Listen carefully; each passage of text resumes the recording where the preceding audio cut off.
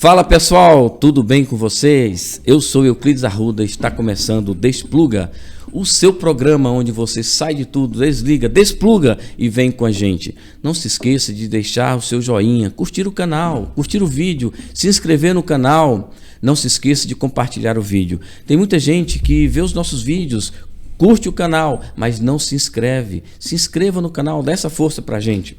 Hoje eu trouxe para vocês um convidado top. Ele é lá de Valparaíso, ele é advogado criminalista e hoje a gente vai desvendar os mistérios do direito criminal aqui com ele. Boa tarde, Dr. Walter Nunes, tudo bem com você? Boa tarde, tudo bem? Primeiramente quero agradecer o convite e te parabenizar pelo projeto aqui, estrutura bem bonita, top demais. Obrigado, posso chamar de você, né? Porque sim, ficar com chamando certeza. doutor aqui vai... Mas...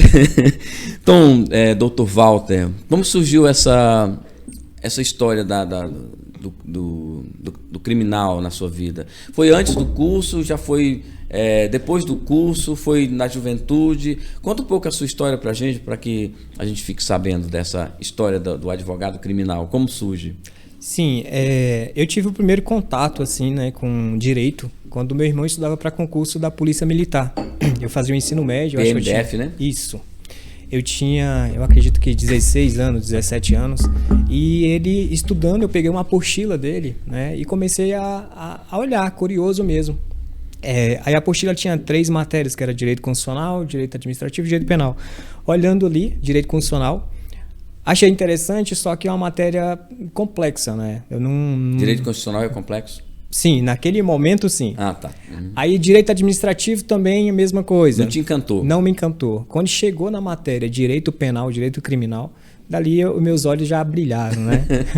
A primeira página ali tinha o artigo 1º do Código Penal, que fala sobre o princípio da reserva legal, da legalidade, da anterioridade penal, né? Que é o artigo 1º que diz que não há crime sem lei anterior que o defina e não há pena sem prévia cominação legal. Vamos lá, vamos por partes. Então, você entendeu que naquele momento você está dizendo que você entendeu que ninguém comete crime sem ter uma lei anterior que defina aquele ato como um ato criminoso, como um crime, é isso? Sim, o princípio da anterioridade e legalidade e anterioridade, né? Uhum. Que não tem como você punir uma pessoa por fatos pretéritos, né? Ele deve obrigação cumprimentar as leis a partir da legalidade daquela conduta, né? Uhum. E aí, continuando aquela matéria, né? Tem ali a classificação dos crimes materiais, crimes formais, crimes de mera conduta. Vou passar rapidamente porque é muita coisa, né?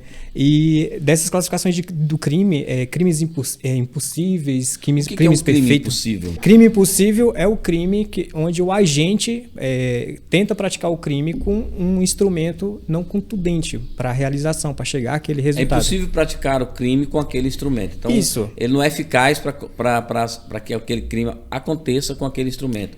E essa é a definição. É a definição. Quando a gente estuda a teoria de direito criminal, a gente se dá em várias classificações que você nunca vai usar na sua vida, mas você tem que saber, né? Uhum. Só que era coisa assim, naquele momento interessante para mim, né? Continuei a estudar aquela apostila, olhar e me dedicar com um assunto, né, que hoje eu acho o assunto mais interessante do direito penal, que é a teoria do crime, né? Que a teoria é onde diz o que é o crime, né?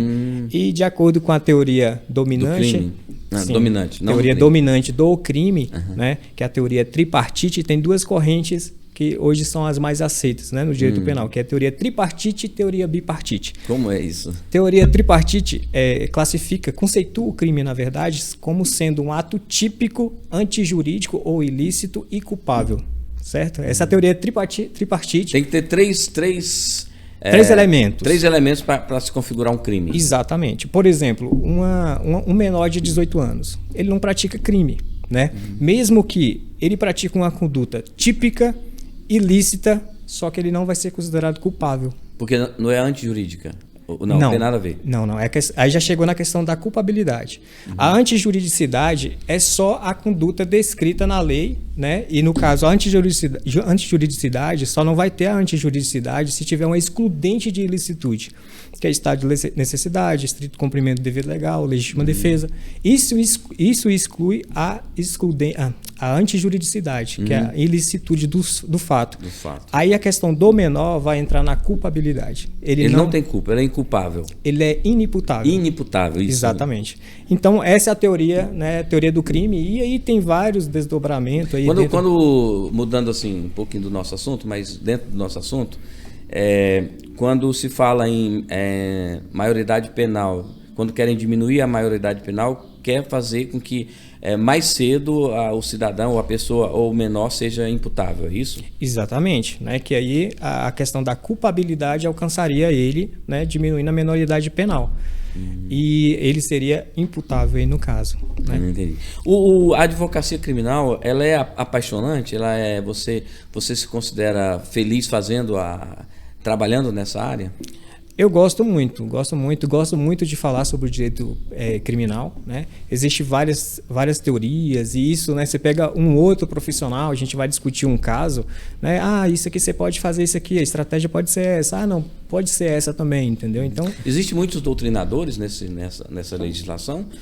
Tem que estudar muito, como é a vida do advogado criminalista, né? Sim, existe sim. Cada semestre ali de faculdade, você tem que ler muitos doutrinadores, né? Por exemplo, direito penal, tem ali Fernando Capês, tem o Rogério Greco, né? Tem o Pedro Lenza, e que são obras que eu acho essenciais que um estudante tem que ter como acervo ali no direito penal.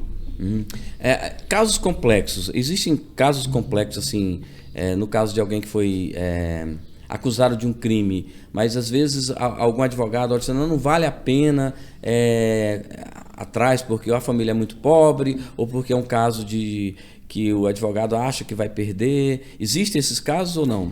Olha, no direito criminal, no direito penal, não tem muito isso, né? Porque o advogado, ele nem sempre vai conseguir absolver o cliente dele. Tem caso que ele foi preso em flagrante, as provas já estão todas ali para condenar ele mesmo, né? E o advogado vai agir de outra forma, e não para tentar inocentar, mesmo porque ele não é inocente, né? Ele é culpado. Na verdade, quando ele é culpado, qual é o caminho do advogado? O que o advogado faz? Ele sabe que ele é culpado, mas tem que defendê-lo. Como que ele faz qual é o caminho que ele vai tomar, o advogado? Tá. Ele sendo culpado, a gente vai analisar as provas contidas nos autos, né? De que forma essas provas foram obtidas, se elas foram obtidas de forma legal, né? Tranquilo. Aí fica mais complicado. Aconteceu um caso recentemente. Parece que os policiais adentraram a casa, não tinham mandado, né? E aí acharam drogas, né? Mas acabou que o juiz determinou que soltasse os acusados porque as provas foram obtidas de forma ilegal. É isso mesmo? Sim, tudo que um agente público, também o policial, pratica, qualquer ato que ele pratica, ele tem que estar dentro da legalidade, né? Ele não pode agir além da legalidade, né? O agente público está submetido à legalidade. Então, se ele entra numa residência e sem ter uma suspeita razoável, ele está praticando, inclusive, um crime, né? Abuso de autoridade, né? E o que ele conseguir apreender ali dentro vai ser ilegal. Prova ilícita, né? Prova ilícita. Então, assim, o advogado vai pegar esse caso, estudar o caso, ver qual foi a origem da prova, se a prova foi lícita ou ilícita, e dali ele vai traçar a defesa dele.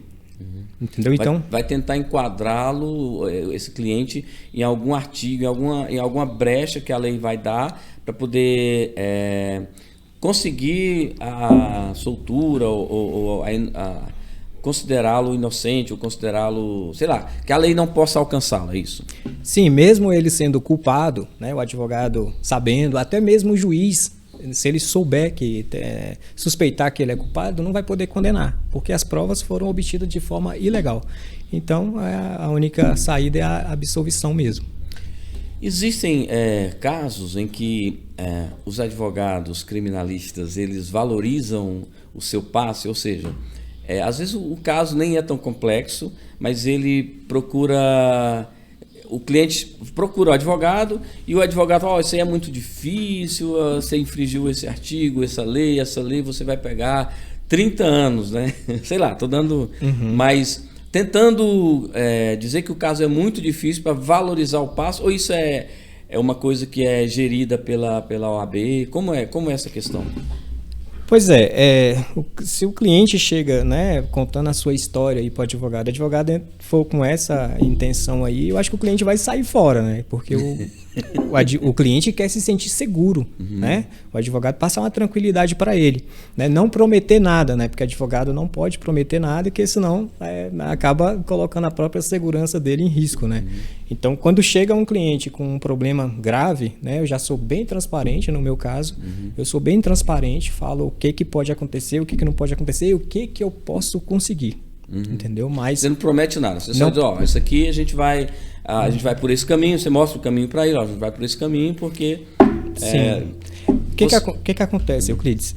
Quando o cliente chega até a gente, eu já costumo falar, você pode mentir para todo mundo, menos para mim, menos para o seu advogado. Você pode mentir para o seu familiar, menos para mim. Porque eu vou fundamentar a sua história. Se a sua história não for verídica, eu vou fundamentar ela dessa forma. Né? E a história, quando ela não é verídica, quando ela é falsa, inventada, ela tem muitos nós, muitas emendas. A história, quando é lisa, a chance de você ter um sucesso ali no processo... Isso que você fala é quando o seu cliente, o acusado, ele conta tudo para você. Ele fala todas as nuances do que aconteceu, se ele é inocente, se ele é culpado. Sim, quando o cliente chega, a gente já sabe mais ou menos se é culpado ou não, se está mentindo ou não para a gente. Porque a história, quando ela é verdadeira, ela não tem emendas. Entendeu? Não tem como não precisa a gente ficar falando assim, melhor você falar isso aqui, é melhor você falar aquilo, entendeu? Se você falar isso aqui, pode ser que você vai condenado, ou então fique calado, né? Que o silêncio não vai ser interpretado a seu desfavor. E tem casos também que, né, a gente entrando aqui um pouco no princípio da presunção de inocência ou de não culpabilidade, o cliente às vezes chega no seu escritório condenado. Né? Sim, é o caso, por exemplo, dos crimes contra a liberdade sexual. É crime, por exemplo, de estupro. Né? O crime de estupro, esse princípio de presunção de inocência, não existe. É mesmo? A pessoa já está condenada. O trabalho ele está condenado pela opinião pública, está condenado até pelo judiciário mesmo. Pelo próprio judiciário. Porque o que acontece? Quem tem que produzir as provas é o Ministério Público. Né? Que é o que denuncia e o juiz vai sentenciar ali no final. No caso dos crimes contra a dignidade sexual, a lei já entende que a palavra da vítima já é o suficiente para condenar. Então, o trabalho do advogado... é muito maior. Muito maior. Então, a pessoa já entra condenado. Se existe um relato de uma vítima que foi estuprada, a pessoa está condenada. Né? Já chega ali, senta, o advogado, os olhares já estão ali. Todos condenando aquele promotor, indivíduo. Principalmente quando é promotora, quando é juíza, é um processo bem complicado. As mulheres, quando são autoridades do judiciário, elas são mais duras? Sim, quando se trata desses crimes, violência doméstica, então... Lei Maria da Penha, essas coisas? Sim, quando chega questões, né, de Maria da Penha ou de estupro, e eu sei que na comarca é uma juíza, é uma mulher, né, ali com certeza vai pesar mais a mão. Né? Caramba. Como é essa relação do advogado com o cliente? O cliente ele é transparente ou você já teve alguma experiência de cliente que tenta esconder os fatos? Como é essa relação? Sim, no caso desse assunto aí que eu estava te falando, da questão do estupro, o acusado, normalmente, ele esconde a verdade. Ele não tem coragem de falar, ele tem vergonha da família. Não fala de jeito nenhum, nem pra gente, nem pra advogado. Mesmo? Não fala. Mas é por vergonha da família? Por vergonha da família, porque é um crime vergonhoso, na verdade, né? É grave demais, vergonhoso, e a família não quer acreditar que... Nem a família perdoa. A família não quer acreditar que ele praticou aquele crime. Certo? Então, o cliente chega contando a história dele. E a história dele, normalmente, não é verídica. A primeira versão dele sempre você descarta, ou você tenta com o tempo, com o passar das horas, porque às vezes não são dias, são horas, né? O juiz determinou a prisão, você quer achar na lei alguma coisa que possa tirá-lo de lá. Aí, nesse tempo você tenta convencê-lo a falar a verdade. Sim, até no dia da audiência, que é a audiência de instrução e julgamento, que é o momento que o cliente vai ser ouvido, né, o acusado vai ser ouvido, a gente pode mudar ali o que né, o que o cliente vai dizer, né, falar para ele o que é melhor fazer. Até só para eu entender, antes dessa audiência, tudo que ele falar não tem validade? Não, porque ele só falou comigo, né? Ou então foi na delegacia, ou na delegacia ele pode ter jogado a merda no ventilador mesmo, né? Se não tiver acompanhado do advogado, né, os agentes vão estar ali pressionando mesmo. E aquilo ali não vale porque ele está sob pressão, é isso? Não, vale sim. Entendeu? Vale sim. No caso, se ele chegar na delegacia e falar, vai prejudicar o trabalho do advogado, né? Então, entendi. Desde o início, né, se for na delegacia, desde o início está presente o advogado com certeza vai orientá-lo a proceder da melhor forma, ou ficar calado até amadurecer essa questão. A ideia do que fazer, o processo, né? Ver quais são as provas realmente, o que tem contra ele. E no dia da audiência, que ele vai ser ouvido, né, interrogado diante de um juiz, promotor e juiz, promotor e o advogado, aí sim ele vai ter a oportunidade, depois de conhecer totalmente o acervo probatório ali do processo, de ter conversado com o advogado, de estar com o advogado do lado dele, né, que o advogado ali é o... O advogado fala por ele? Não, no interrogatório não. O interrogatório, ele é individual. Né? Mas o advogado acompanha ele. Acompanha. Pode falar para ele, não, você não vai falar nesse assunto. Isso eu posso. Pode. Posso, mas eu não posso intervir nos fatos, no que ele estiver narrando naquela hora. Na hora que ele estiver sendo interrogado, ele fica inclusive de costas para o advogado. É mesmo? Sim. Mas aí eu posso orientar, falar, não, você não precisa responder essa pergunta. Entendeu? Ou ficar calado ou responder só as minhas perguntas, não responder do juiz ou do promotor. Em um podcast aí, há alguns dias atrás, uma advogada criminalista, ela disse que gostava de bandido. Ela usou esse termo, eu gosto de bandido. Você gosta de bandido? Olha, é uma declaração bem infeliz, né, por parte dela, eu acho. E eu acho que é só para questão de publicidade mesmo, porque eu acho que advogado nenhum teria coragem de falar isso não. Advogado íntegro mesmo, né? Que uma coisa é seu cliente, uma coisa é você. Você está representando seu cliente. E não é o fato do advogado defender um criminoso não quer dizer, na verdade, que ele é um criminoso, né? Defender um suposto crime, defender um suposto criminoso não quer dizer que ele seja um criminoso. Ele pode ser inocentado depois, né? Ou sentenciado, ele pode ser absolvido em uma sentença, em uma apelação. Né? O que você gosta de defender? O que você gosta de defender? O culpado ou o inocente? Olha, o inocente é mais complicado você defender, porque o peso é maior. Mesmo? Sim, porque quando você sabe que a pessoa é culpada, ela é culpada mesmo e foi presa em flagrante, entendeu? Provavelmente ela vai ter alguma consequência em virtude do ato dele, né? Mas quando chega uma pessoa que diz que não fez, não praticou aquele crime, é pesado para você. Por quê? Eu estou tentando entender. Porque assim, se ele fala que é inocente e é condenado, de quem é a culpa? Do advogado. Pois é, aí que está o problema, né? Então, quando você tem certeza que ele é inocente e você faz o seu melhor e ele é absolvido, é uma sensação maravilhosa, né? Mas fala que não é. A família também não acredita que ele não fez aquilo. Aí o peso fica tudo em cima do advogado. E aí chega no final, tem uma sentença de, sei lá, 30 anos, de 40 anos. Você já pegou alguma sentença de 30 anos, assim? Para um cliente seu? Olha, na área criminal é complicado isso, porque tem processo que o advogado ele não vai se basear em absolvição. Ele vai tentar uma redução de pena.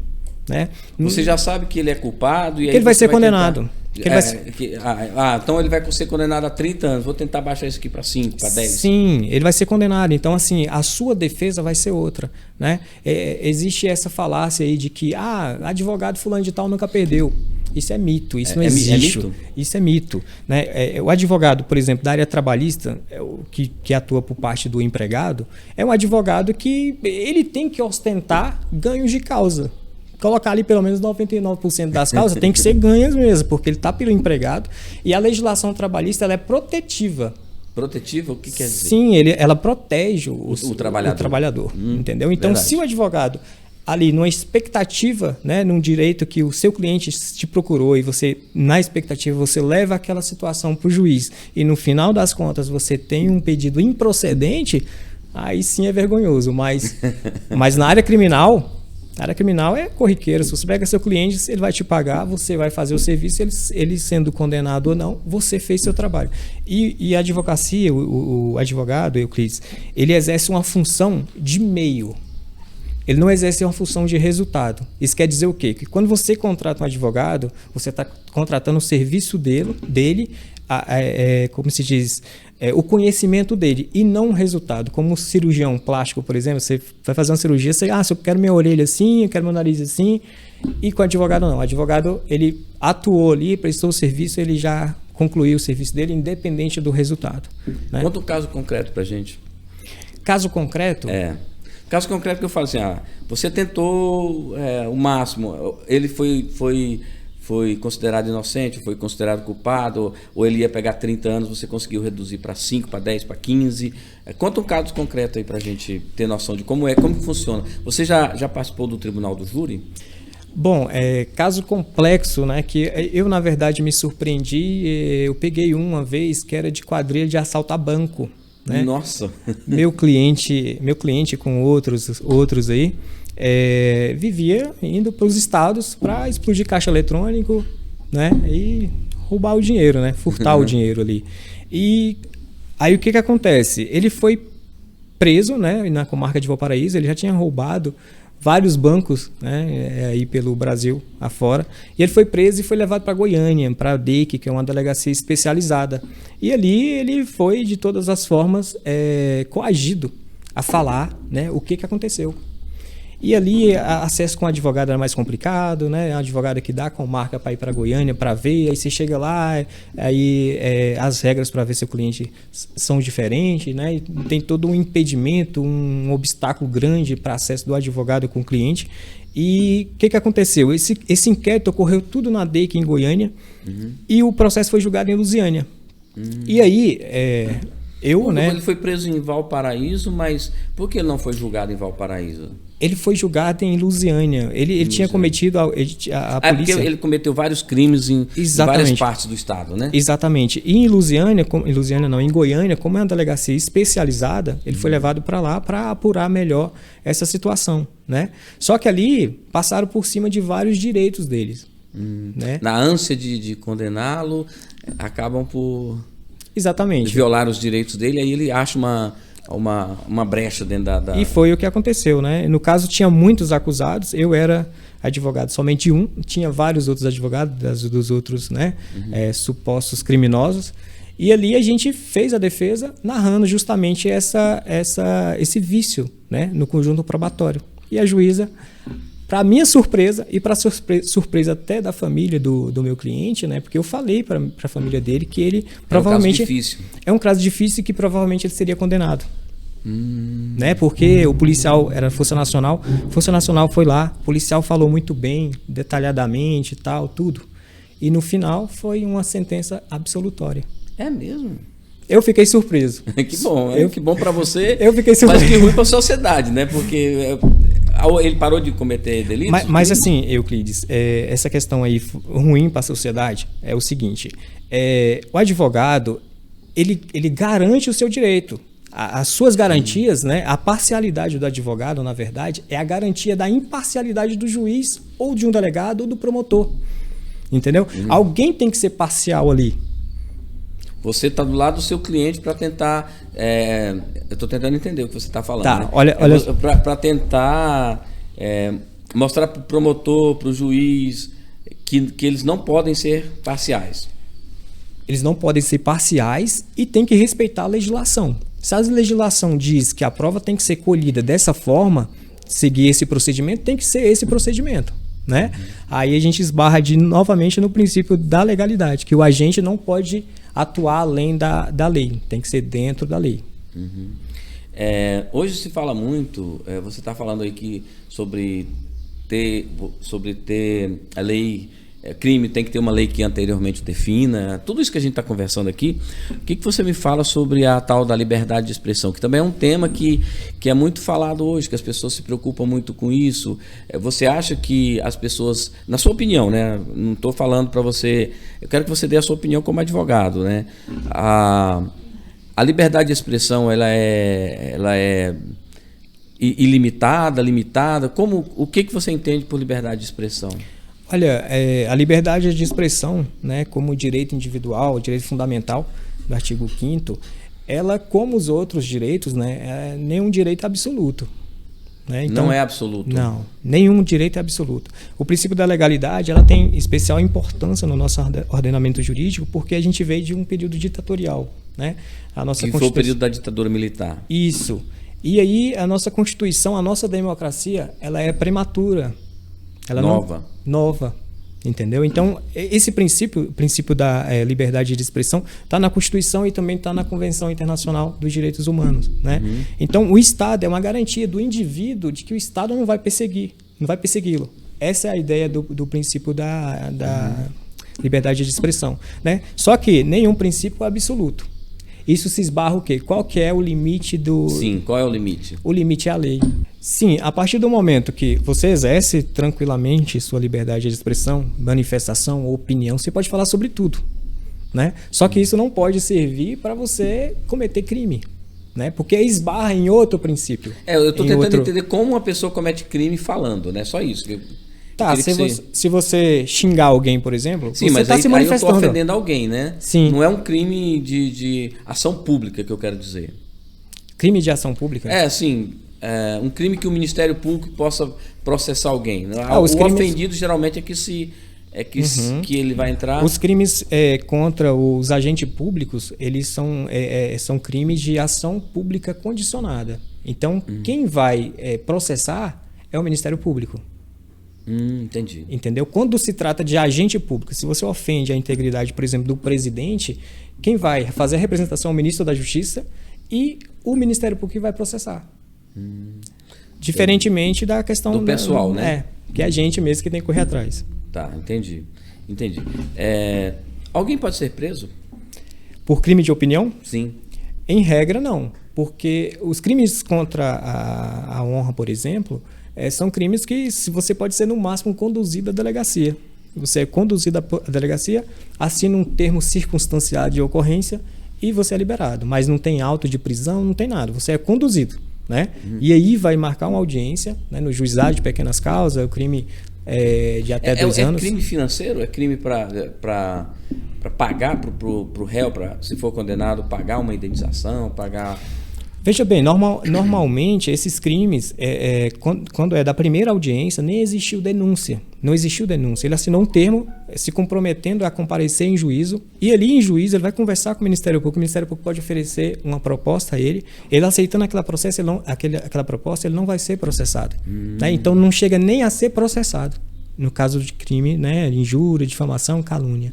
E voltando um pouco na questão da liberdade de expressão, né, um outro crime, né, que é a denunciação caluniosa, que trata do limite de liberdade de expressão. Se você fala que alguém cometeu um crime, você fez isso, aquilo, que é considerado crime, a outra pessoa pode ir na justiça, na delegacia e fazer uma ocorrência, né, de denunciação caluniosa, né, que aí são os limites da liberdade de expressão. Né? Então, os limites da liberdade de expressão, em outras palavras, é até o limite de você ofender alguém. E se você ofender alguém que é um ente público, né? Aí o próprio Ministério Público vai tomar as providências. Ele que vai ser o competente. O competente para processar é o Ministério Público. No caso da gente, a gente mesmo tem que contratar advogado. Qual é o crime que mais existe, o maior índice de ocorrência em Valparaíso?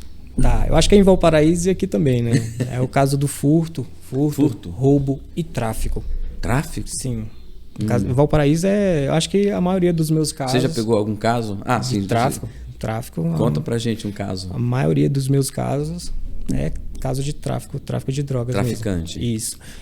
Tráfico de droga...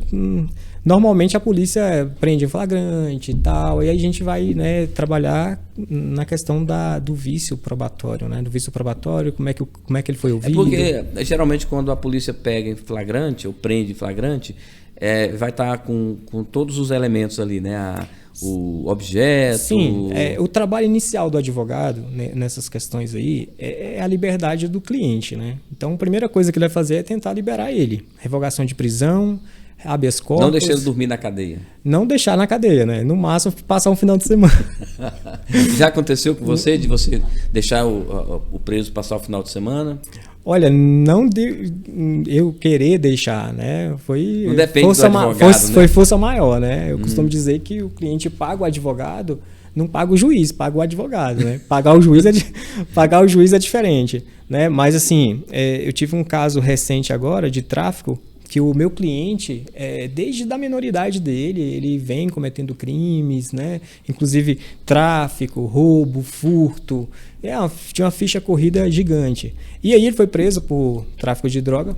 A família dele, né, já me conhecia de outros casos também, me chamou, eu fui, fiz o acompanhamento, fui lá em Lusiânia, fiz o acompanhamento em Lusiânia, aí a família me contratou para tentar a liberdade dele, foi totalmente transparente, a gente vai fazer a tentativa, né, ele tem a ficha muito grande, ele é reincidente, não é considerado primário, não vai ser tão simples tirar ele da cadeia, mas o meu preço é esse aqui, te cobro isso para tentar. Aí eu vou fazer um pedido de revogação de prisão aqui no Valparaíso, e se não der certo, a gente vai entrar com habeas corpus em Goiânia. Entrei com a revogação de prisão, não deu certo. E isso, a família pressionando. E doutor, tu recebeu o dinheiro? Meu filho... Seu pagamento já saiu, meu cliente não, e meu filho ainda não saiu. Meu filho tá preso, aí o irmão daqui a pouco manda mensagem também. Aí não deu certo aqui, eu entrei com habeas corpus, a gente está tentando em habeas corpus. Lembrando que eu tô sendo pago para tentar tirar. Eu avisei que ele tinha uma ficha, né, mais complicado, não é simples. Mas sempre tem aquela conversa. Mas fulano matou e tá solto. Né?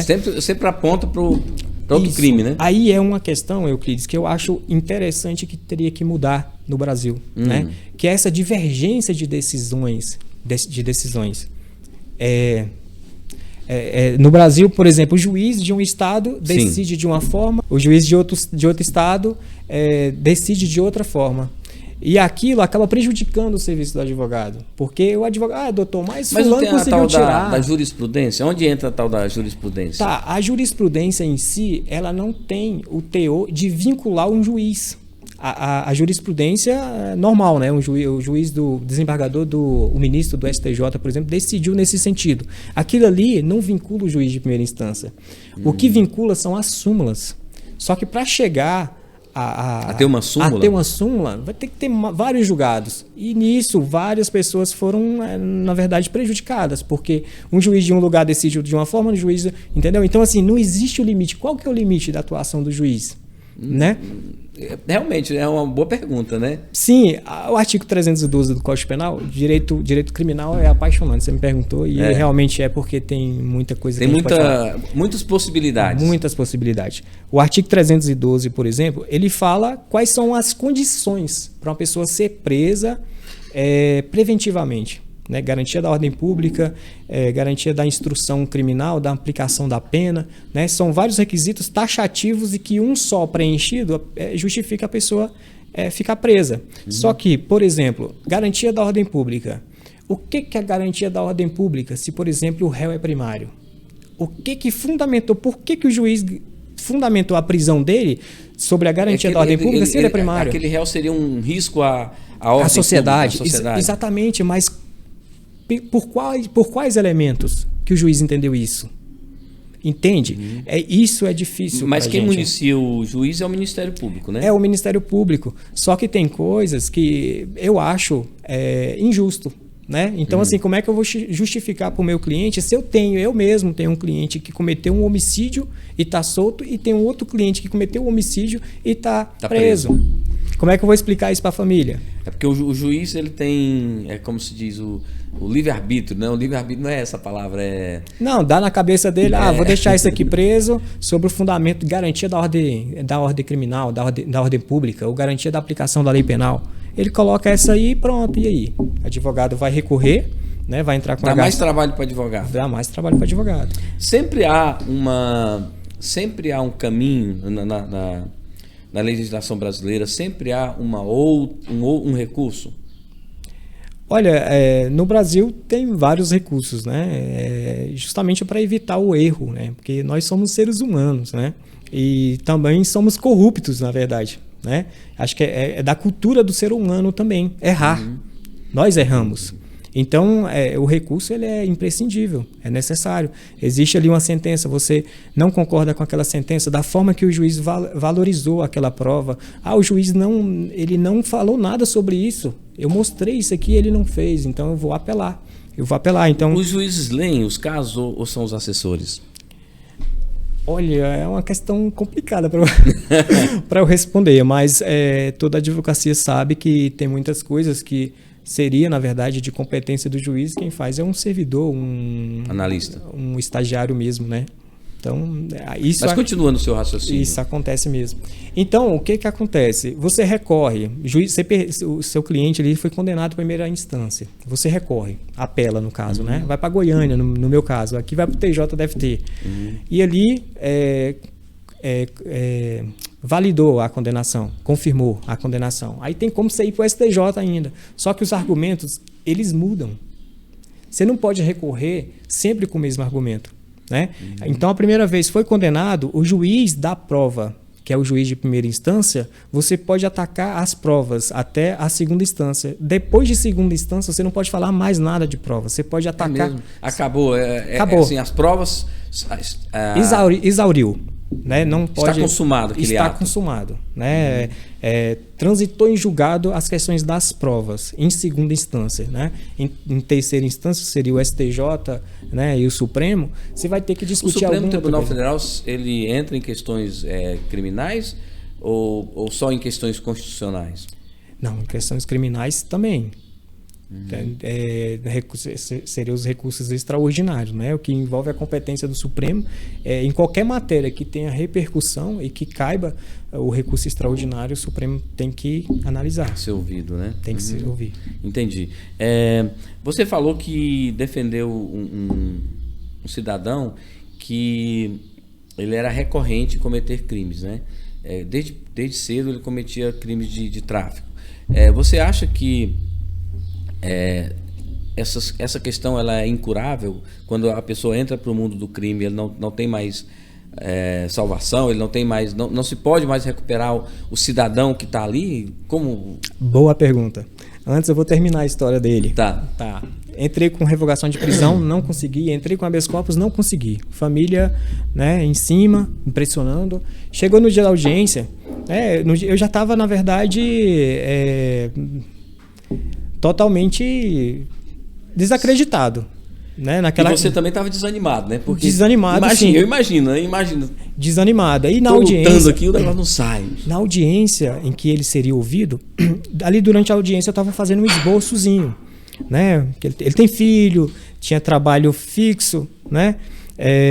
Residência fixa, tinha 2 filhos para pagar pensão alimentícia, né? E outras coisas. Aí eu estava ali fazendo um esboçozinho, a audiência acontecendo, e no final eu pedi, né, a palavra para a juíza, fiz uma sustentação oral de pedido de revogação da prisão, né? Um pedido de reconsideração, no caso. E eu fiz o pedido ali na hora e deu certo. A juíza, doutor, depois dos seus argumentos, eu estou propenso a conceder a liberdade dele. Mas você pode falar alguma coisa sobre os seus argumentos? Sobre os meus argumentos? Não, o que comoveu a juíza? Olha só, o crime de tráfico, hoje existe o tráfico privilegiado, né? Que quando a pessoa não tem antecedentes, é o primeiro de primeira viagem, né? Não tem tanta quantidade de droga, o juiz pode conceder, né? Tipificar como tráfico privilegiado e a pena, na verdade, não ter privação de liberdade, né? Então, se a pena não vai ter privação de liberdade, por que ele está preso? Você entende? Não tem como ele estar preso preventivamente se a pena não vai suportar a restrição da liberdade dele. Então, a ideia é essa. E no direito penal, em regra, né, as penas inferiores a 8 anos, 8 anos, a pessoa fica no regime semiaberto e não vai preso integralmente. Não fica no regime até 8 anos fechado. Menos de 8 anos. Menos de 8 7 anos e 10 meses, fica no regime semiaberto. A pessoa não chega a ser... Foi o seu último cartucho ali na hora? Sim. Não, para mim foi um alívio, na verdade, né? Depois de tanta pressão da família, né? A família pressiona muito? Pressiona demais. Desde o início? Pressiona demais. E, assim, é essencial que o advogado seja muito transparente, né? no caso, né, com seu cliente. O advogado tem que ser transparente porque ele põe em risco a segurança de sua família, a sua segurança, a sua integridade física, né? Às vezes até o advogado sendo totalmente transparente pode acontecer alguma coisa, né? Eu acho que há 5 meses, mais ou menos, aconteceu um caso assim que o cliente invadiu o escritório de uma advogada e deu um tiro nela. E era caso de, se eu não me engano, de inventário. Nossa. Ele não gostou da atuação do advogado, foi lá e deu um tiro nela. Entendeu? Então, assim, não era criminal. E é um serviço, né? É uma profissão, na verdade, que eu classifico de risco mesmo. Você acha que é arriscado? Sim, com certeza. Arriscado. Depois a gente volta naquela questão lá, né? Você vai ter que me perguntar de novo. Você lembra? Não lembro. Mas pode falar. Ó, eu tinha um escritório que era assim, condomínio, bloco A e bloco B. E tinha um advogado no bloco B que ela tinha muito cliente. Era gente saindo ali direto. Muito cliente. Aí eu tenho alguma coisa errada ali. Aí eu peguei, coloquei o nome dela no TJ e vi muitos clientes, por exemplo, de janeiro a fevereiro, 20 processos, 20 pedidos de revogação de prisão. Aí como que ela consegue esse tanto de cliente? Futuramente eu descobri que ela tinha uma parceria com um agente de polícia civil, né, que chegava flagrante ali. Eu já ligava para ela. Captava o próprio agente, captava o cliente para ela. Pegava o telefone da família, passava para essa advogada. Essa advogada, mesmo sem ir à delegacia, ela ligava para a mãe, né, para o parente lá, e falava: seu filho está preso, o fulano está preso aqui, e é tanto para tirar. Não é difícil, não, é tranquilo. Isso aí já entra em caso de corrupção ou não é corrupção? O agente ele vai responder, né? O agente vai responder e o advogado do agente, também. Não do advogado. Não, o advogado também vai responder. O agente vai responder para o advogado. Mas houve alguma denúncia desse caso? Olha, eu depois, né, eu fiz parte da Defensoria do Valparaíso, que na verdade é Centro de Assistência Judiciária. Nós vamos conversar sobre isso daqui municipal. A pouco. E estando ali, eu vi, né, presenciei vários clientes dessa advogada, né, falando: não, é porque eu paguei tal advogado e a advogada sumiu, entende? Então, assim, voltando à questão do perigo, ela fazia isso e teve um caso em específico que ela prometeu, ela cobrou um valor de um cliente, estava preso, R$10.000, falou: não, te tiro, tranquilo. Só que o cara era do mesmo nível desse que eu contei a história, né, que ficha corrida mesmo. E ela entrou com o processo, não conseguiu tirar. Aí o cara falou: sai, eu te mato. O que aconteceu? Ela teve que fechar o escritório dela. Nossa. Fechou o escritório dela, parou de atender o telefone. Entendeu? E ela é, inclusive, bastante conhecida no Valparaíso. É? Sim. Poxa, então realmente é complicado, né? Complicado. Assim, você defender pessoas, que você está ali para defender a pessoa, né? Não significa que você vai tirar ela da cadeia, você vai conseguir a liberdade dela, ou vai provar a inocência dela, né? Não, como eu te falei, o advogado ele exerce uma profissão de meio. O serviço do advogado é de meio e não de resultado, né? O advogado vai fazer o possível, né? Mas não é muito cômoda essa situação, não? Não é porque assim, se foi condenado é porque o juiz não atendeu os meus pedidos. Mas olha só, de qualquer forma... Aí voltamos àquela primeira questão lá do início, do envolvimento do advogado com o cliente, né? Assim, às vezes o advogado, é cômodo, não é? Se condenado não é culpa minha, se for inocentado eu levo o mérito. Então o advogado vai ter sempre o mérito, mas nunca vai ser culpado pela condenação. Tá, o que acontece? O advogado é a barreira entre o acusado, o juiz e o promotor. Tá todo mundo ali para devorar ele. O advogado é a parede. O leão ali para devorar, né? O advogado vai ser a parede, vai ser a proteção. Então o advogado, com a sua parcialidade, que vai garantir que você vai ter um julgamento justo, né? Ou a pena mínima, né? O advogado vai fiscalizar tudo. Vai te orientar, vai te proteger, vai te dar segurança. Então, se ele for condenado ou não, o advogado prestou o serviço dele. A questão é essa, né? E todo indivíduo precisa disso, precisa de representação, uma representação técnica. Entendi. Vamos passar lá pro... Você estava falando do caso concreto, né? Qual era a pergunta que eu deixei lá atrás? E agora é tanta coisa para falar. Vamos para frente. Tanta coisa para falar que eu esqueci também. Antes... Assim, você falou que então essa pessoa que comete crimes corriqueiramente, você ainda não respondeu se você acredita que ela tem correção. Ah, sim, a pergunta foi exatamente essa. Ainda bem que você voltou. O direito penal, ele tem como objetivo a retribuição do mal, a ressocialização e o exemplo. Ela tem essas 3 finalidades. Ela tem que retribuir o mal. Você cometeu um crime, a gente tem que retribuir o mal que você fez, né? Você está pagando pelos seus atos. Tem a questão da ressocialização e a questão dos outros verem, né? Não, ele fez isso, ele pagou, não vamos fazer, né? E a questão da ressocialização aqui no Brasil, ela é muito complicada. É só papel mesmo. Não existe. É mesmo. Não existe. Ele sai pior do que quando ele entra na prisão? Com certeza. As situações dos presídios são horrorosas. Deploráveis. Sim, não tem como. Mas isso é de propósito? Para que ninguém queira ir para lá? Olha, pode ser, né? Só que pelo princípio da pena, né? Pela finalidade da pena, já tem a retribuição, que é privação da liberdade, né? Então, a lei tem que mudar. Se não existe a ressocialização, vamos mudar o caráter da pena. Vamos só retribuir, vamos aumentar a pena, entendeu? Já que não existe a ressocialização, por que esse indivíduo vai voltar à liberdade tão rápido? Né? Por que ela vai progredir de regime tão rápido se o Estado não garante a ressocialização dela? Entendi.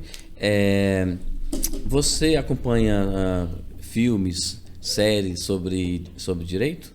Sim, com certeza. Eu estou te perguntando isso porque eu estou vendo um seriado, A Escada, né? Não sei se você já viu falar desse seriado. Não, ainda não. É um caso verídico, um caso concreto. Ele acontece, mas eu não sei o resultado porque chegou no último episódio dessa primeira série e eu ainda não sei se o acusado tudo indica que ele é inocente, mas ele é assim, o processo é muito longo mesmo, e ele pega prisão perpétua nos Estados Unidos, né? Pega prisão perpétua e o advogado desiste de tudo, desiste do processo, desiste. E o que acontece? Já dando spoiler aqui, é porque eu estou tentando falar sem dar spoiler, né? Mas no fim, o tribunal, todos os envolvidos, todos, exceto o advogado, mas todos os envolvidos não estavam tentando provar que ele era culpado. Ou seja, não estavam tentando achar as provas que ele era culpado. Estavam tentando provar que ele era culpado e não existia outra possibilidade. Ele é culpado, pronto, acabou. Vamos provar que ele é culpado. Aí começa a uma certa manipulação das informações, pequenos detalhes, mínimos detalhes, e aí, por fim, ele acaba sendo condenado. Ele é condenado à prisão perpétua. E eu não sei se ele consegue a liberdade, porque ele foi julgado pela Suprema Corte. Foi parar na Suprema Corte. Teve um filme, durante a prisão dele, durante o julgamento dele, teve um documentário falando sobre a prisão dele, as falhas da acusação, as falhas da promotoria, as falhas do processo, mas mesmo assim ele continuou sendo condenado.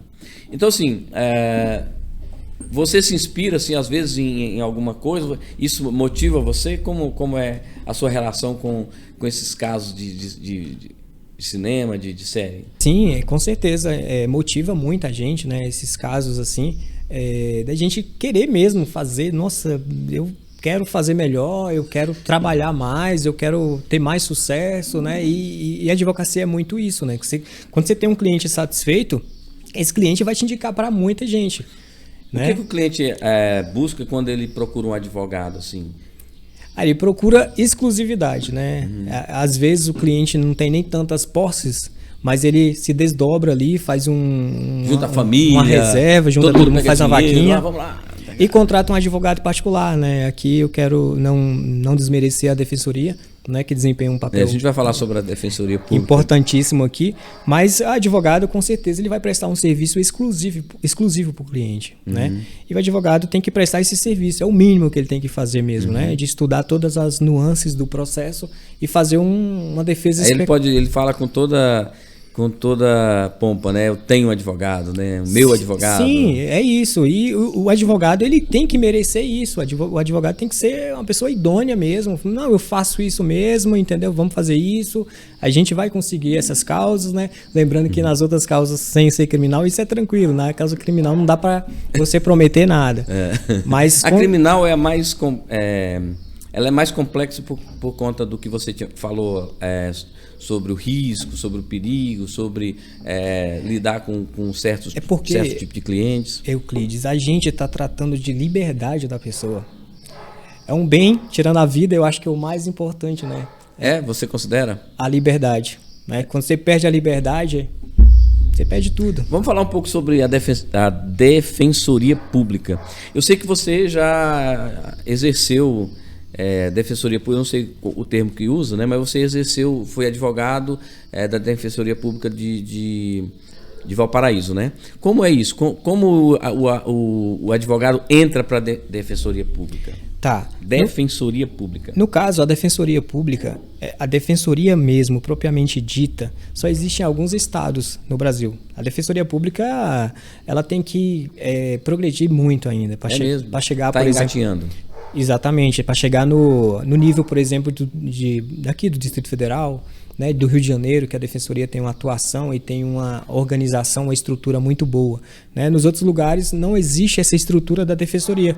E o que acaba surgindo centros de assistência judiciária municipal, que é o município que acaba chamando para si essa responsabilidade, que na verdade nem seria deles, nem seria do município. A competência de prestar defensoria e assistência jurídica é do Estado, é estadual. E aí, se o município não fizer essa assistência, o cidadão vai ficar... Hoje, em Valparaíso, é a prefeitura? É o prefeito? É a prefeitura que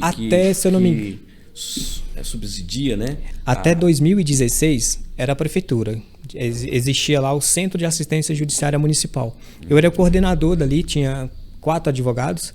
Eu era coordenador dali, ele tinha uma lei mesmo, né, instituindo aquele órgão, um órgão que era submetido ao gabinete mesmo do prefeito.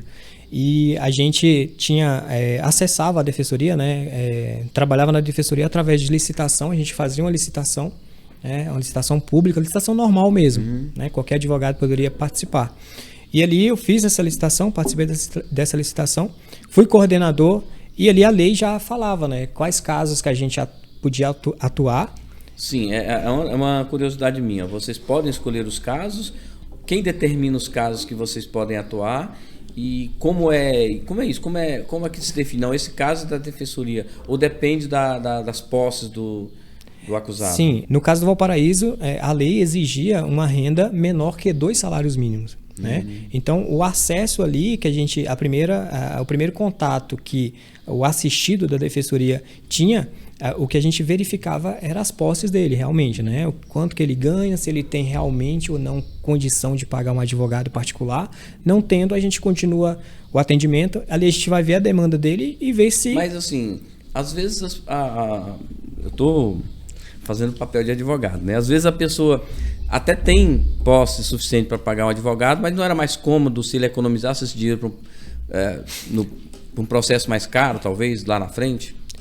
Pois é, eu já vi situação, por exemplo, que eu lá na defensoria, o assistente jurídico atendendo, né, o assistido, conversando, e eu olhei para ele assim, rapaz, eu acho que eu já vi ele em algum lugar. E ele não te conheceu. Não me conheceu e também não era caso de ser assistido na defensoria, né? Aí terminou o atendimento, ele saiu, eu fui atrás e ele entrou no carrão. Estava estacionado lá, um carrão lá no pátio do fórum. Rapaz, o cara está sendo assistido pela defensoria. A defensoria realmente, Euclides, ela tem que ser para as pessoas que necessitam carentes, de né? verdade, né? Porque é muita demanda. Muita demanda. São tantas demandas, na verdade. Que nesse caso do carrão, você conseguiu dispensar? Não, eu não dispensei porque ele apresentou os documentos, né? Tá. Quando a pessoa é autônoma, profissional liberal, é muito complicado você provar a renda dele, quanto que realmente ganha. Né? Às vezes ele passa um extrato para a gente de uma conta que ele não movimenta, né? Fala assim, não, eu ganhei isso aí. E aí? Ele vai fazer uma declaração de hipossuficiência, falando que não tem condições de arcar com as custas processuais. Eu tenho um caso bem foi notícia no jornal, acho que um jogador do Santos, né? Ganha 500 mil reais, e ele declarou, fez essa declaração, né? Não sei qual era o objetivo, nem lembro mais. Você está falando, eu estou lembrando aqui agora. Uhum. Mas realmente deve ser, eu também penso isso, que deve ser só para pessoas que realmente necessitam, que não têm condições de pagar um advogado, né? Porque senão... Sim, e o que acontece? O Centro de Assistência Judiciária Municipal, ele funcionou até 2016, no caso do Valparaíso, né? Existe em outros estados esses centros de assistência. Não existe mais defensoria? Não existe. Hoje no Valparaíso, o que existe é uma lista de advogado dativo, né? No caso, um advogado particular, ele coloca o nome lá num sistema da OAB-GO, né? Falando que aceita fazer advocacia dativa. E aí, quando tem um processo, alguém entrou com processo, ou alguém quer entrar com processo e fala para o juiz que não tem condições de arcar com despesas advocatícias, o juiz aciona o sistema da OAB e o sistema da OAB já coloca o próximo da fila, intima o próximo da fila para ver o caso e dizer se aceita, né? Se aceita ou não o caso. O sistema que define, né? Isso. Aí sim o advogado pode escolher se aceita ou não a demanda. Não, excelência. O advogado ainda pode dizer. Se ele não quiser aquele caso, passa para o próximo. Sim, no caso da advocacia dativa, né? Quando é a defensoria pública, não. A defensoria pública tem que atuar. Se ele preenche os requisitos, ele tem que atuar. Não pode. Não importa, ele não pode escolher. Não. Se tiver... Mas aí acontece desse advogado da defensoria. Há muita reclamação também, né? O pessoal não dá muito valor, né? Vai ser defensor público, não vai ligar para esse caso, o cara vai ficar na prisão. Passa-se uma ideia, eu não sei se é certo, posso estar errado, de que há um desleixo, né? Não há aquele mesmo ímpeto de defender o preso quanto um advogado particular. Sim, os órgãos públicos, na verdade, Euclides, o funcionamento dele é muito diferente de uma empresa, né? Por exemplo, a empresa ela procura a máxima eficiência. E embora os órgãos públicos também esteja regido pelo princípio da eficiência, a gente não vê muito isso, né? Precisa de uma estrutura muito grande para um advogado, um defensor público atender toda a população. Ou por falta de pessoal mesmo, ou por, não sei, corpo mole mesmo, não.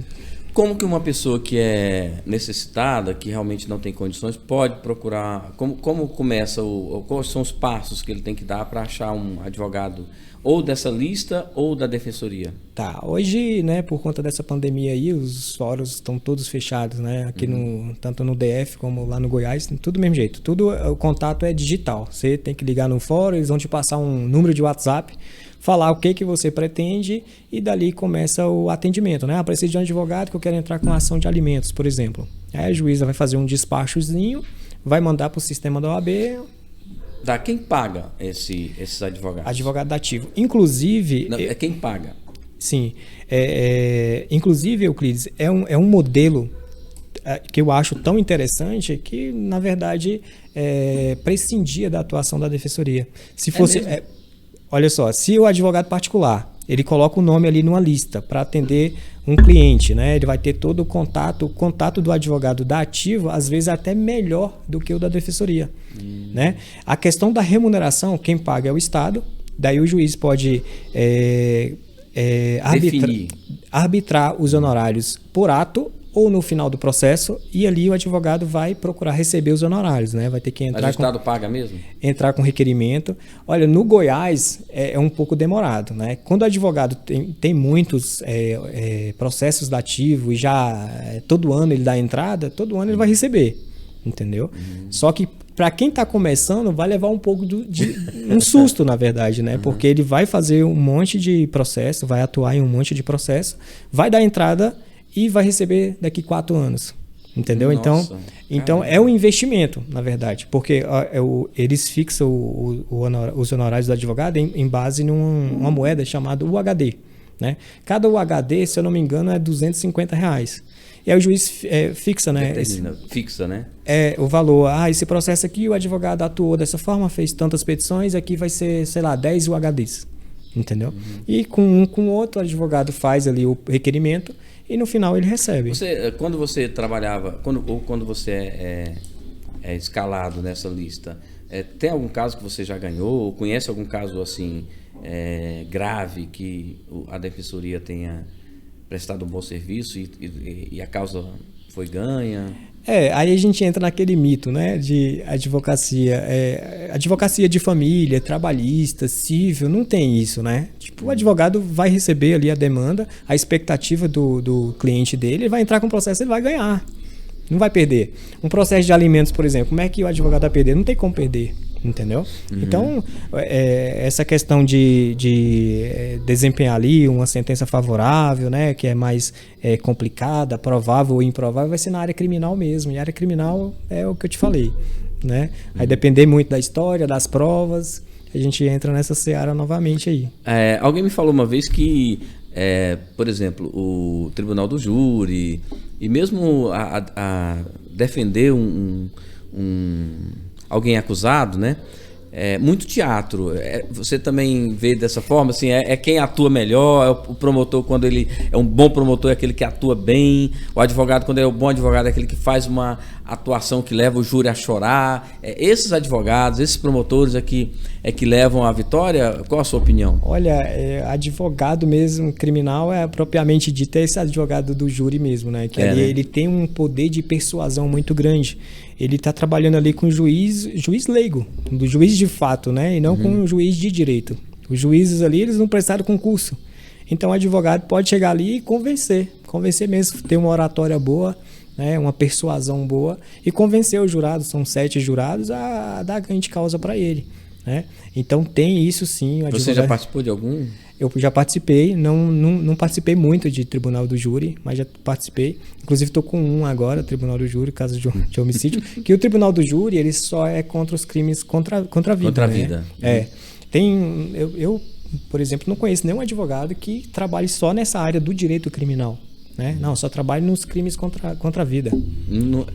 É um subdireito contra a vida? Não, é porque assim... Tem vários advogados, né? Se você vai contratar um advogado de crime contra a vida, que trabalha só nessa área, vai ser um escritório muito especializado, na verdade, entendeu? Mas o advogado que trabalha nessa área, ele tem que se garantir muito, né? Porque ali vai ter que ter uma sustentação muito boa, falar com jurados, né? Persuasão, oratória, é diferenciado. Porque você faz uma audiência ali de tráfico, de estupro, roubo, furto, eu de um lado... o juiz ali, promotor ali, assistente, meu cliente aqui, né? Você não vai fazer sustentação nenhuma. Você não vai fazer sustentação oral nenhuma. Tudo vai ser ali. Escrito, né? Você vai fazer a sua defesa. No início é uma defesa prévia, onde você vai rolar suas testemunhas, né? Você pode até pleitear uma absolvição sumária, alguma coisa, com base na insuficiência probatória. E ali... o Ministério Público também vai rolar a testemunha dele, vai ter audiência de instrução, né? Desse jeito aqui, né? Sentado na mesa. Houve a testemunha, por último houve-se o réu, e aí depois vai para as alegações finais. As alegações finais de acusação, no caso do Ministério Público, e alegações finais de defesa, né? No advogado. E o advogado é o último que fala no processo, justamente para contestar a denúncia, a acusação, no caso, contestar as alegações finais. E tudo é digitado. Então é diferente, né? O advogado que chegar ali, ficar em pé, né? Gesticulando ali, conquistar o jurado, né? Aquilo ali é muito importante. Né? No Brasil, eles implantaram há alguns anos atrás audiência de custódia, né? Que quando o policial faz a prisão em flagrante, tem que levar o preso perante um juiz. Qual a sua visão sobre a audiência de custódia? Olha, Euclides, a audiência de custódia, né, ela tem que ser realizada 24 horas depois do flagrante, tem que ser comunicada ao juízo a prisão em flagrante, e aquele acusado tem que ser posto fisicamente na frente do juiz. Qual é a finalidade? É para evitar abusos de autoridade. Às vezes o policial ali dá uns tapas no cara, né? Bate. Abusa da... Ou então até mesmo implanta. Mas você é a favor da audiência de custódia? Sim, eu acho que é uma garantia primordial ali para o acusado, né? Se colocar diante de um juiz, Parece de alguém que os policiais seria... não gostam muito disso. Não gosta porque, Euclides, o policial ele é corporativista, né? Então, se um dos seus integrantes ali, do integrante do integrante da guarnição fizer alguma coisa errada, ou dá um tapa, ou sei lá, fica com alguma coisa, né? Vai aprender, tinha que aprender R$1.000, aí deixa só R$200, por exemplo, né? Aí acontece essas... Acontece, com certeza.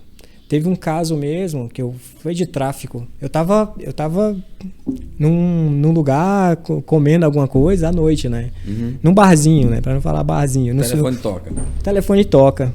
Aí é o vizinho de um meu cliente que já tinha outro processo.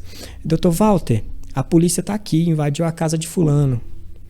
Aí eu tô aqui num barzinho aqui, tô com uma picanha aqui. Eu vou ter que ir aí. Rapaz, a picanha na mesa aí, versa 2 vezes, né? Aí eu fui lá, cheguei Deixou rápido. a picanha lá. Comi mais ou menos lá, né? Aí fui, mas o meu cliente tinha que me ressarcir depois, né? O valor da picanha. Pagar 2 picanhas. A diligência e a picanha, não tem jeito. Uhum. Aí eu fui lá, aí quando eu cheguei eu já me identifiquei, né? Eu não tava de terno, né? Advogado tem que andar com kit ali. O kit no carro. Como é que é? No suporte no banco de trás, né? Com terno de reserva. Eu não tava com terno no carro. Aí eu tava de bermuda.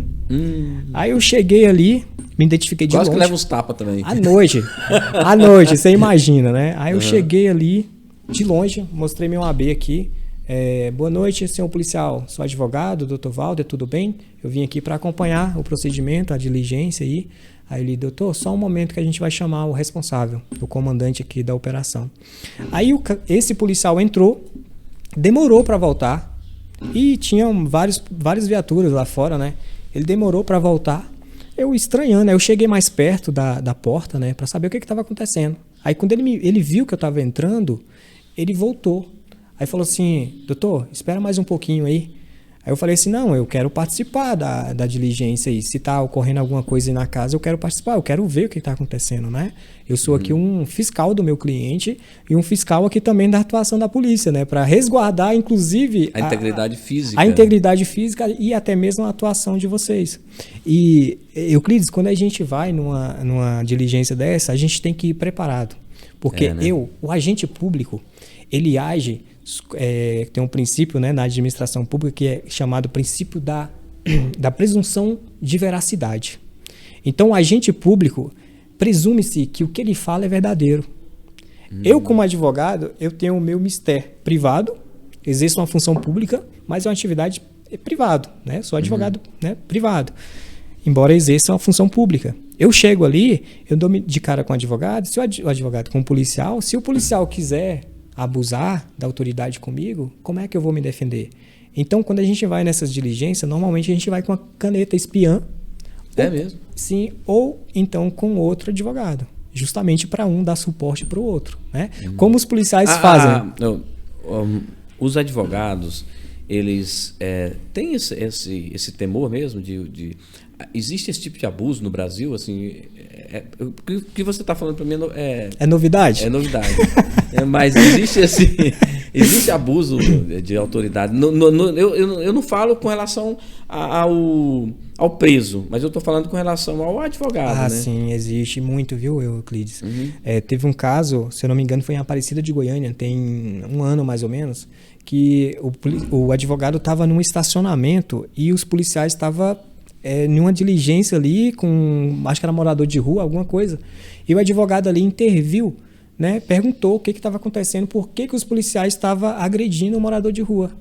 E aí o que os policiais foram, o que você tem a ver com isso? Foi para cima do advogado, isso tem no YouTube. Os policiais colocaram algema no policial, os policiais colocaram algema no advogado e socaram a cara do advogado. Nossa. Então isso é muito corriqueiro. Eu vou em batalhão de polícia, chego em batalhão de polícia, você imagina, eu sozinho. Só que com o meu brochezinho... Tá em batalhão de polícia, eu tenho certeza que você vai estar seguro, porque só tem policial ali. Teria que ser mesmo, né? Teria que ser um lugar, um ambiente que a gente sentisse seguro realmente, né? Mas a gente tá ali, na verdade, a gente não é nem pela gente, a gente tá brigando, tá comprando briga de outra pessoa. Então, assim, você foi a favor da audiência de custódia, que é uma coisa que é bem contestada pelos policiais, porque eles se sentem meio que... eu não sei qual é o sentimento, mas parece que eles se sentem um pouco constrangidos, né? O preso pode chegar lá e dizer que ele foi agredido. Não tem nada que vai dizer que não foi agredido, né? Tá, Euclides, eu né, já falei e acho que é uma garantia mesmo que tem que ter. Inclusive, acredito que em todas as viaturas deveriam ter câmeras, né? Essa é uma questão que está muito em debate, mas se a lei diz que você disse, né, que o agente público ele tem fé pública, né? Você não acha que também a câmera seria demais? Eu acho que não, porque existe essa presunção, né, de veracidade, só que existe também as garantias individuais, né? Então um estaria ali em conflito com o outro. E eu acho também que se a polícia, né, não gosta dessa audiência, eu não sei por que não gosta, né? Não, eu não sei se não gosta, eu estou dizendo, né? Eu estou falando porque assim, a impressão quem não deve não né? teme, não tem aquela expressão? Não, mas eu acho que não é por aí. Euclides, a atividade policial, para mim, ela está na ponta ali, no topo de poder, porque ele detém uma arma ali, e a arma dele pode servir para o bem ou para o mal, entendeu? Então, assim, pela autoridade que ele tem que ter as suas responsabilidades, entendeu? Então, qualquer agente público, policial, advogado, juiz, servidor público qualquer, ele tem que estar vinculado à legalidade. Se tiver extrapolando ali as suas competências, ele tem que ser punido. A garantia do cidadão, a garantia do cidadão, ela tem que ser mais pública em relação a isso aí. Eu mesmo, em abordagem policial, eu fico meio constrangido. De verdade. Eu lembro que... Porque tá no topo porque ele está armado, você fala isso. Está armado, ele pode fazer alguma coisa ali que ele não deveria fazer, abusando inclusive né, do poder que ele tem ali imediato. Ele tem o poder imediato de cessar uma vida, entende? Então, assim, é uma coisa que me preocupa muito, a abordagem policial. Que a abordagem policial é o seguinte: você não pode falar nada, você não pode questionar nada. Se você questionar, eu mandei você falar alguma coisa? É muito abuso, você acha? Tem abuso, sim. Eu mesmo... Mas hoje, assim... Hoje, por exemplo... Não deixa eu falar eu mesmo. Olha só. Hoje, nós temos policiais... A classe policial, ela é bem preparada. Convenhamos que hoje, para você ser um policial... Eu não sei se em todos os estados são assim, mas pelo menos nos estados próximos aqui. Tem que ter nível superior... Eles levam um curso de 6 a 8 meses, às vezes um ano. Um oficial, para ser oficial, são anos e anos numa academia. Então, assim, hoje a preparação do policial é bem mais... o filtro é maior, né?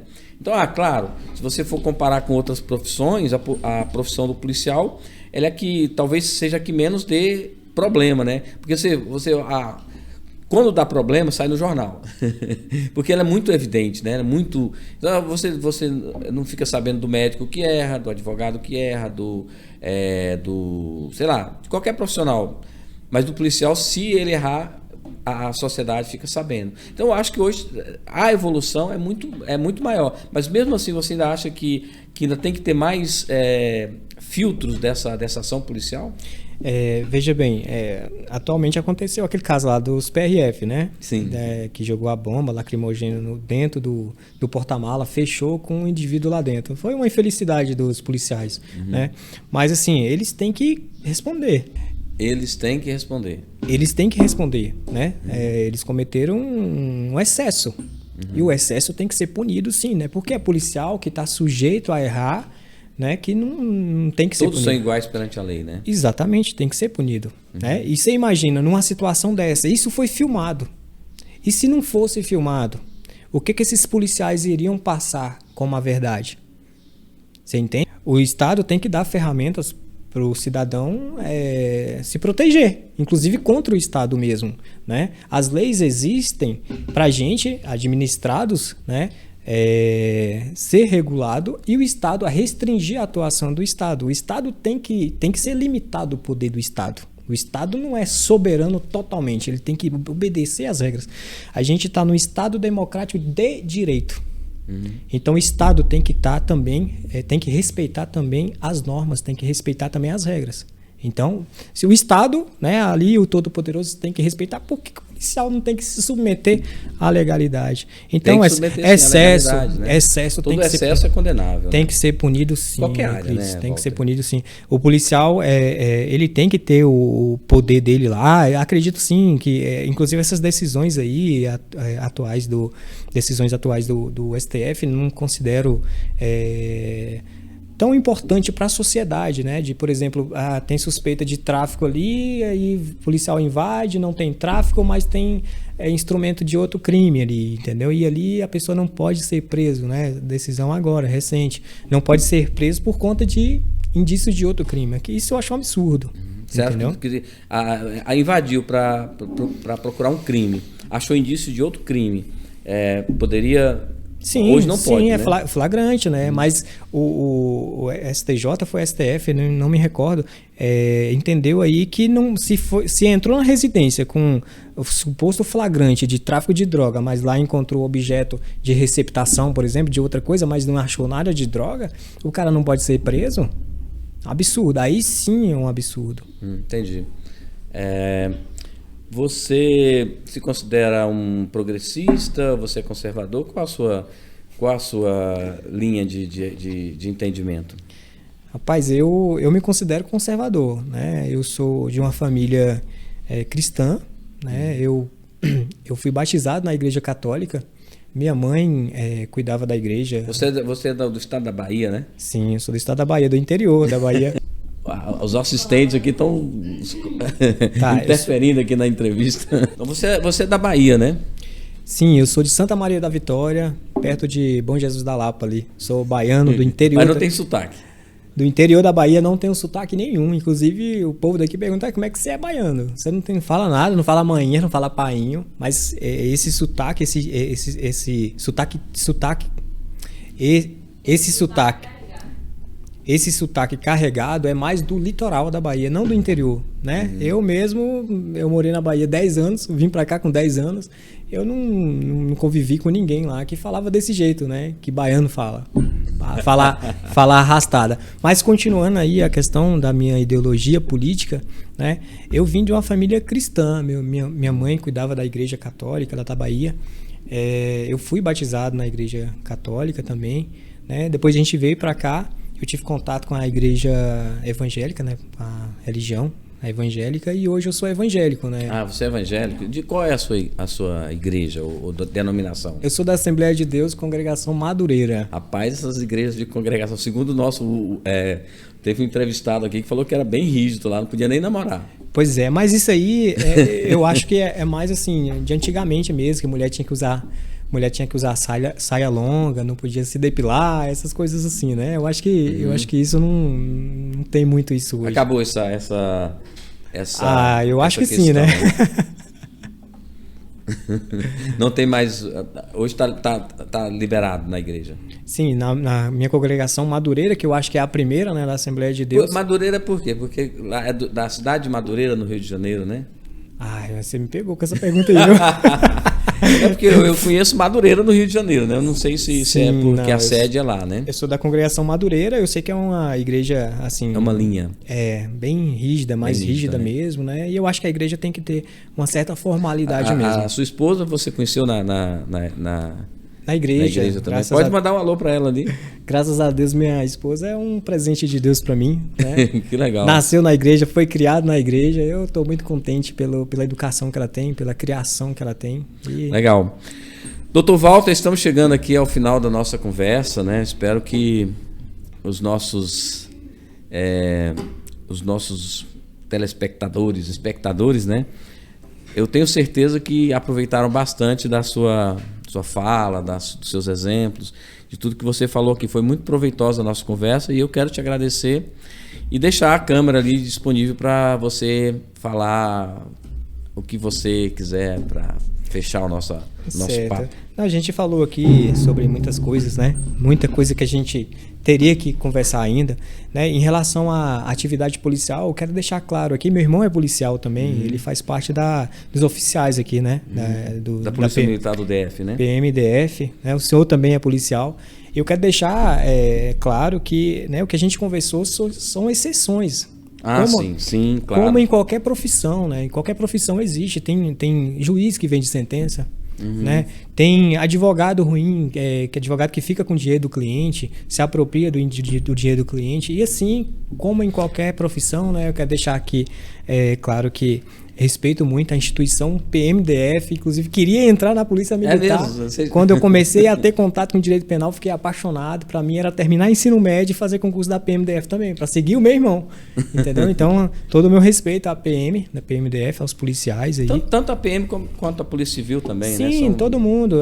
São casos excepcionais aí, né? Que teve a infelicidade de ter um fim trágico, né? Que a gente está falando.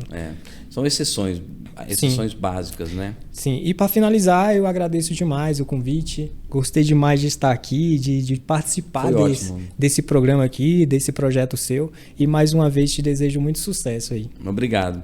Bom, estamos chegando ao fim do nosso programa e quero agradecer ao Dr. Walter e dizer para você não se esquecer de se inscrever no canal, curtir o vídeo e compartilhar com seus amigos, com seus contatos. E a gente se vê no próximo programa Despluga. Um abraço, fui!